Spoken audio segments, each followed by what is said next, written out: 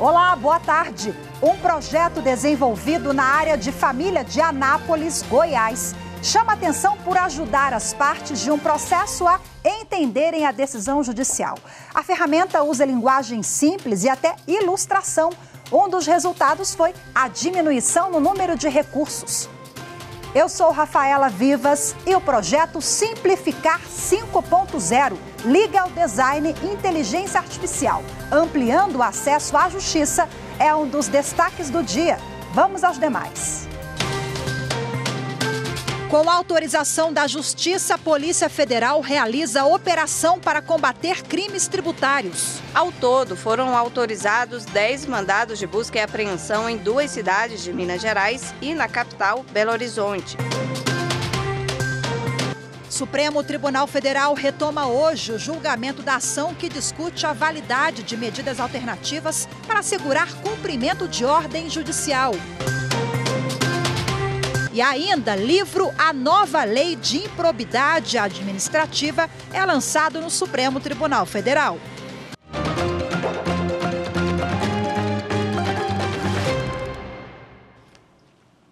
Em Mato Grosso, a Polícia Civil fez hoje uma operação para investigar um suposto esquema de desvio de recursos públicos na empresa Cuiabana de Saúde Pública em 2021. O ex-secretário de Saúde de Cuiabá, Célio Rodrigues, foi preso na ação. Os policiais encontraram cerca de R$31 mil em dinheiro na casa de Célio. Ao todo foram cumpridos 6 mandados de busca e apreensão domiciliar, 2 afastamentos cautelares de exercício da função pública, um mandado de prisão preventiva, além do sequestro de R$1 milhão, que recaiu sobre o patrimônio de 2 empresas e de 2 pessoas da empresa, investigados por suspeita de participação no esquema.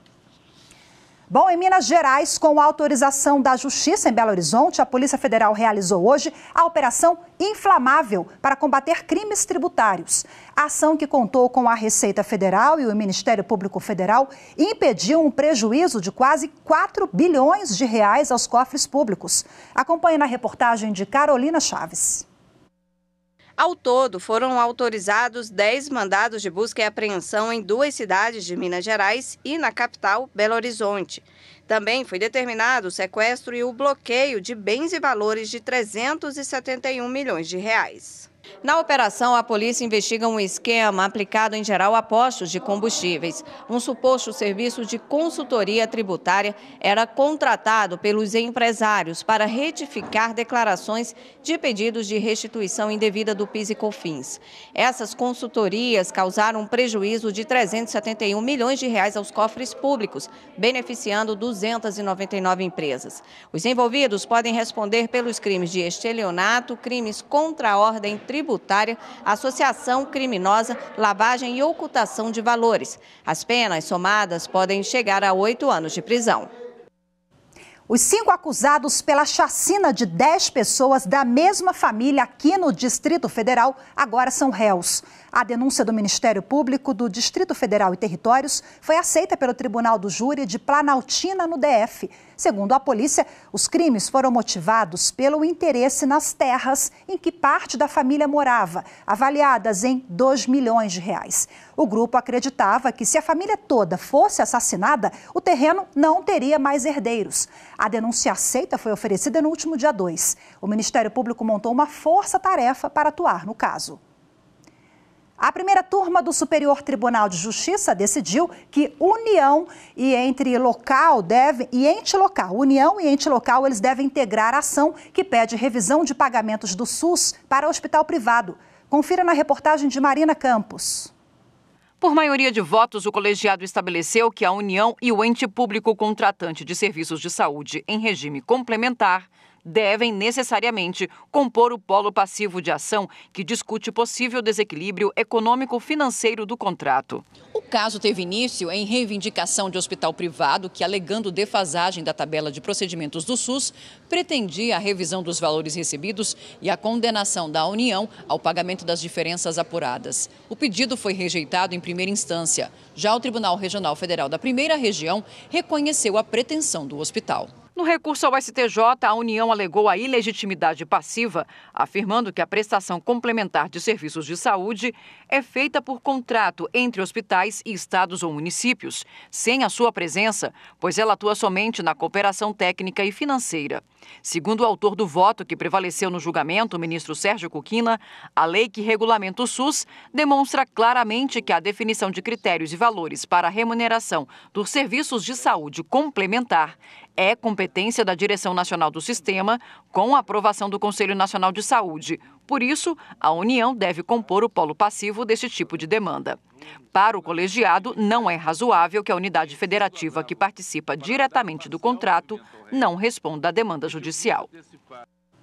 Em 2023, partidos políticos devem receber mais de R$1 bilhão do fundo partidário, de acordo com o Tribunal Superior Eleitoral. As informações com a repórter Marina Fabre. Em 2023, o fundo partidário vai ter um limite de R$1 bilhão e 185 milhões de reais. O valor foi definido em portaria do Tribunal Superior Eleitoral. Neste ano, os recursos vão ser divididos entre 13 partidos políticos e federações partidárias. Para ter acesso ao fundo, os partidos precisam ter recebido, nas últimas eleições gerais, pelo menos 2% dos votos válidos, com no mínimo 1% da votação em ao menos 9 estados, ou ainda garantir a eleição de no mínimo 11 deputados federais distribuídos em pelo menos 9 estados. O Fundo Especial de Assistência Financeira aos partidos políticos é composto por dotações orçamentárias da União, multas e penalidades eleitorais e doações de pessoas físicas. Os recursos são repassados mensalmente aos partidos e devem ser gastos com despesas cotidianas, como o pagamento de salários, contas de água e luz, aluguel e passagens aéreas. Os valores podem ser consultados no portal do TSE. E uma correção, você acabou de acompanhar a reportagem sobre o fundo partidário do TSE. A nossa colega repórter é Mariana Fabre. Feita a correção.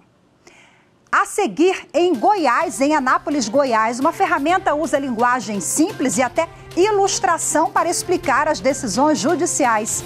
Os detalhes desse projeto em instantes. Voltamos já.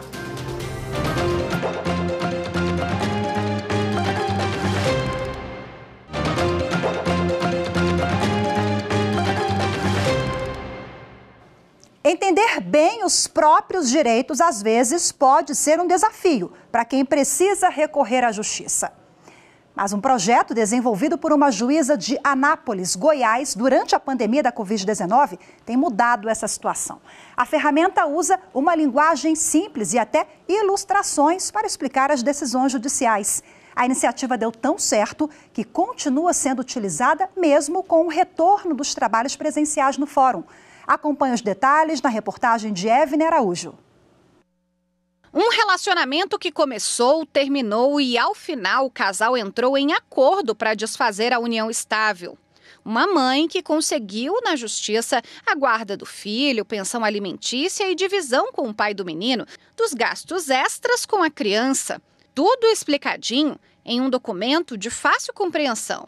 Esse é o modelo de sentença que as partes de processos que tramitam na segunda vara de família de Anápolis, município do interior de Goiás, recebem da juíza logo depois da conclusão do julgamento. O projeto Simplificar 5.0 produz resumos ilustrados e simplificados da decisão judicial. O formato mais explicativo é feito por um sistema que produz, por meio de inteligência artificial, um gráfico bem simples de entender.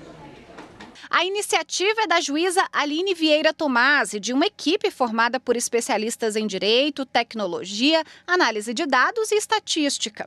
Os números mostram que quando as partes entendem bem as sentenças, aceitam mais as decisões. Em 12 meses, a segunda vara de família de Anápolis registrou diminuição de 45% nos recursos apresentados desde que as partes passaram a receber as sentenças simplificadas. Houve também redução do tempo médio de duração dos processos, que passaram de 233 para 171 dias.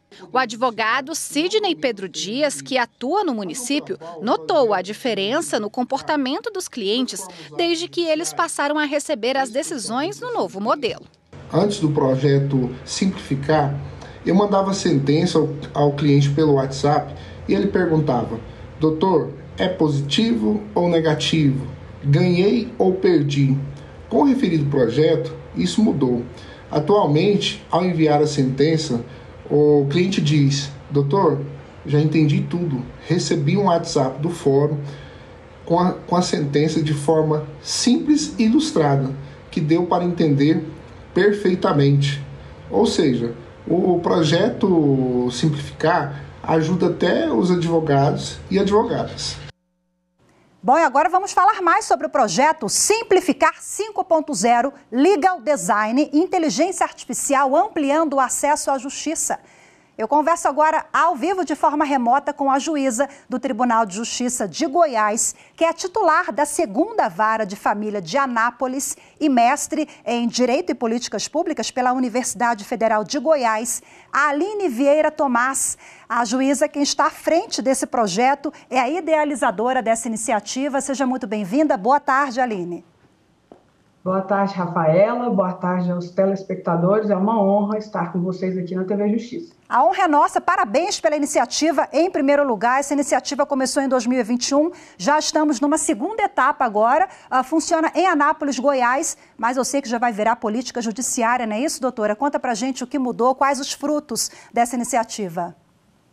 Exatamente, Rafaela. O projeto Simplificar, ele nasceu em 2021, como você bem disse, no contexto da pandemia, em que eu pude observar com muita clareza, como titular de uma vara de família, que os usuários da justiça começaram a solicitar um atendimento com a juíza, especialmente para perguntar se haviam ganhado ou perdido.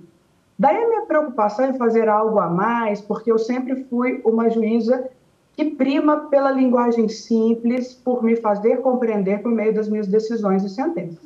Foi aí que veio a ideia de trazer para a linguagem simples recursos visuais, o que hoje é conhecido no meio jurídico, em tantos outros, como Legal Design ou Visual Law, em que nós trazemos para esses resumos ilustrados, com os principais comandos da sentença, recursos gráficos, ilustrações, linhas do tempo, e também empregando palavras-chave, termos simples, evitando estrangeirismos e termos jurídicos, nos fazemos entender em 1 ou 2 folhas.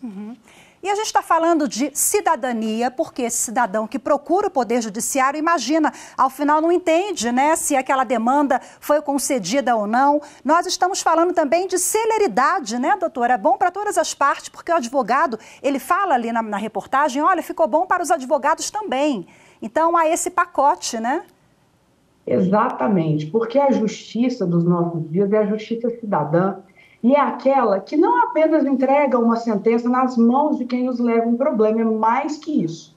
Entrega, sim, essa sentença e esse comando, mas de forma ágil, eficiente e, mais que isso, de forma que se compreenda. Porque a justiça boa é aquela que se entende. Porque por mais que a gente tenha aí um ato judicial perfeito dentro da técnica jurídica, se autor e réu não compreendem, eles não cumprem.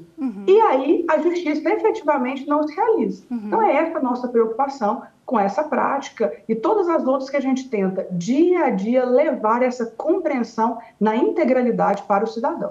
A gente sabe que o judiciário está cada vez mais próximo do cidadão, né? Seja pela tecnologia ou em outras iniciativas. A senhora acredita que essa medida de Anápolis, ela acaba despertando também na sociedade esse olhar de que o tribunal, as atribuições, elas podem ir bem além da responsabilidade jurisdicional, que já é ali, já está embutida na atribuição do magistrado? Sem dúvida, porque o judiciário ele precisa acompanhar a evolução social. E é fato incontroverso que as tecnologias e inovações vieram para ficar.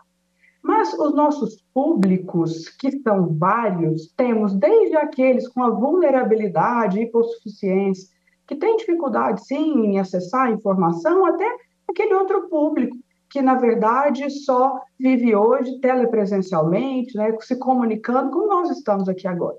Então, o nosso intuito é ampliar as portas da justiça, ampliar o acesso à justiça.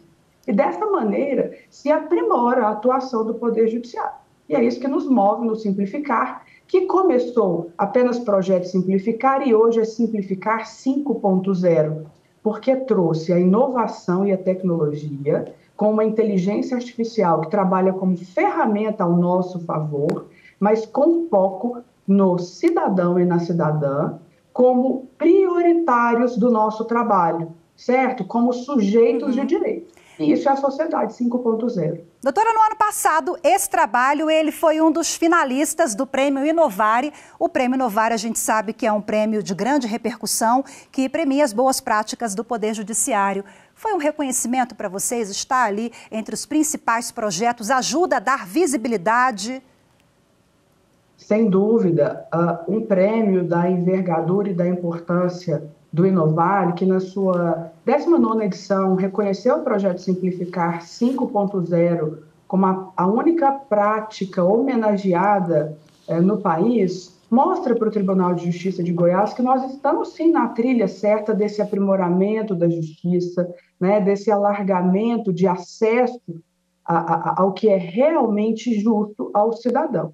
E então coroa para nós, para toda a nossa equipe, para todo o nosso tribunal, que de fato é trabalhando dia a dia, pensando sempre no usuário da justiça, que a gente vai alcançar os melhores resultados. Doutora, para a gente finalizar aqui, a senhora contou então que vai virar uma política judiciária, que vocês já estão em tratativas para isso. Perspectiva de implantação então em todo o judiciário de Goiás. Já temos, a senhora inclusive vai coordenar esse trabalho, né? Exato, o Tribunal de Justiça de Goiás hoje é pioneiro na política judiciária da linguagem simples em todo o sistema de justiça. E o que significa isso? Não apenas judiciário, mas estamos juntos com várias instituições estaduais, exemplo de Ministério Público, Defensoria Pública, Procuradoria Geral do Estado e Ordem dos Advogados do Brasil, para juntos falarmos a mesma linguagem simples. Porque a nossa intenção é nos comunicarmos dentro de um processo que é um membro único, embora com várias partes, todos voltados para essa compreensão integral do cidadão. Isso é uma novidade, porque embora a linguagem simples tenha sido já aplicada em diversos tribunais pelo país, Goiás pensou além, pensou de já fazer essa união e essa uniformidade na comunicação. E aí já estamos aí com os primeiros passos para lançamentos de atos e práticas que vão, então, nortear os nossos processos de agora para frente, como política judiciária. Perfeito! A Aline Vieira, muito obrigada pela participação mais uma vez. Doutora, parabéns pela iniciativa, viu? Nosso abraço aqui à senhora e a toda a equipe. Boa tarde. Eu que agradeço, não só eu e minha equipe, como todo o Tribunal de Justiça de Goiás, estamos sempre à disposição para colaborar com vocês. Muito obrigada, ótima tarde. Obrigada, tchau, tchau. E você vai ver a seguir, Supremo Tribunal Federal retoma hoje o julgamento da ação que discute a validade de medidas alternativas para assegurar cumprimento de ordem judicial. As informações em instantes. Até já.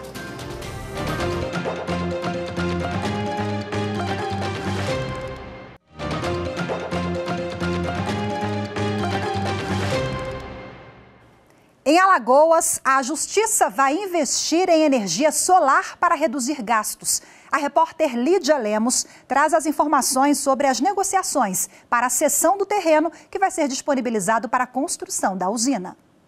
O presidente Fernando Tourinho esteve reunido com representantes do governo do estado para alinhar as tratativas da cessão de um terreno em Delmiro Gouveia para a construção de uma usina solar que tem o objetivo de produzir energia para gerar economia na conta de luz de todo o Poder Judiciário alagoano. Essa área é uma área de aproximadamente 40 mil metros quadrados, certo? Está se pensando até de uma área um pouco maior para poder uma possível ampliação no futuro, mas que inicialmente vai gerar 5 megawatts em uma área que fica lá na região de Mochotó, que é no município de Delmiro Gouveia, vizinho ao Canal do Sertão. Lá tem uma linha de 69 mil volts, onde a gente vai dar entrada no projeto para a conexão. E tudo que for gerado lá, a gente vai poder abater nos créditos, como créditos, né, nas unidades do Poder Judiciário. O chefe do Judiciário reforça as vantagens da construção da usina e da importante parceria com o governo do estado. Na verdade, essa parceria com o governo do estado ela é importante porque, penso eu, que juntos nós poderemos fazer mais. Na verdade, com essa economia, que é com esse investimento que nós vamos fazer, nós vamos economizar uma parte considerável dos recursos que pagamos hoje com energia elétrica para poder investir nos servidores. A secretária de Planejamento, Gestão e Patrimônio do governo afirma que as negociações já avançaram e que em breve o terreno estará formalmente disponível para a construção da usina solar. Agora é apenas a parte de a gente definir o perímetro tecnicamente, que o Iteral faz isso, fazer a planta descritiva e a gente vai fazer o processo de cessão da área para o Tribunal de Justiça começar aí a construção de sua usina. O Supremo Tribunal Federal retoma hoje o julgamento da ação que discute a validade de medidas alternativas para assegurar cumprimento de ordem judicial. Na sessão de ontem foram realizadas as sustentações orais. A reportagem é de Marta Ferreira. A discussão chegou ao Supremo por meio de uma ação proposta pelo Partido dos Trabalhadores em 2018. O PT questiona o artigo 139, inciso 4 do Código de Processo Civil, segundo o qual cabe ao juiz determinar medidas coercitivas necessárias para assegurar o cumprimento de ordem judicial. Para o partido, essas decisões ferem os direitos fundamentais previstos no artigo 5º da Constituição, como o de ir e vir e o princípio da dignidade humana. O plenário vai decidir se medidas como a apreensão da Carteira Nacional de Habilitação ou de passaporte, a suspensão do direito de dirigir e a proibição de participação em concurso e licitação pública para esses fins são constitucionais. Nessa quarta-feira, o julgamento foi iniciado com as sustentações orais. Uma sentença não cumprida pode importar em intervenção federal, em sequestro de verba pública, em crime de desobediência, em aumento significativo no custo do processo e do crédito em geral. Mas o devedor, quanto mais, não pode ter suspenso temporariamente o direito de dirigir ou de participar de certames públicos. Isso não é proporcionalidade, isso é um atentado à dignidade da justiça. Assim, agradecendo a atenção de Vossas Excelências, este advogado-geral da União requer a improcedência dos pedidos e a declaração de constitucionalidade dos dispositivos atacados sem redução de texto. A única exceção definida pela própria Constituição e reconhecida por esta Corte é a obrigação de prestar alimentos, até porque diz respeito à própria vida, à saúde, à dignidade da pessoa humana.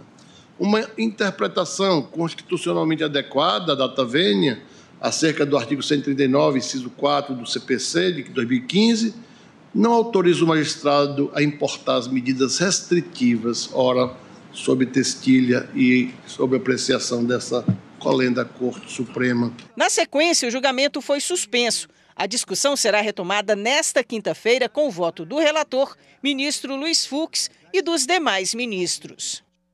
O livro A Nova Lei de Improbidade Administrativa foi lançado ontem à noite na Biblioteca do Supremo Tribunal Federal. A obra, coordenada pelo ministro do STF, Gilmar Mendes, e pelo professor Rafael Carneiro, reúne diferentes pensamentos sobre o tema. Acompanhe na reportagem de Renato Rosa.